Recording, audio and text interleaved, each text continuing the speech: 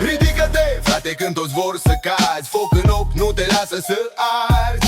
Din Bălți până Chișinău suntem vii. Nu cerem milă, noi spargem pereții pustii.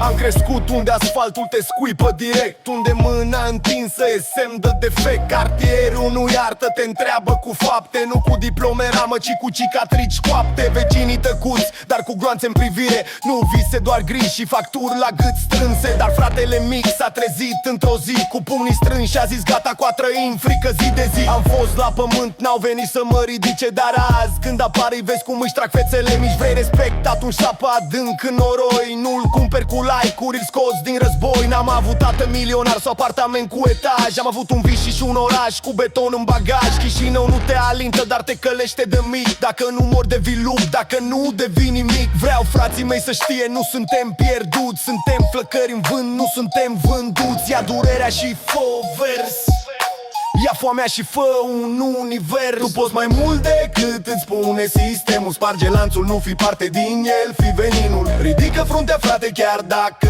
doare. Luptă pentru tine, n-ai altă cale.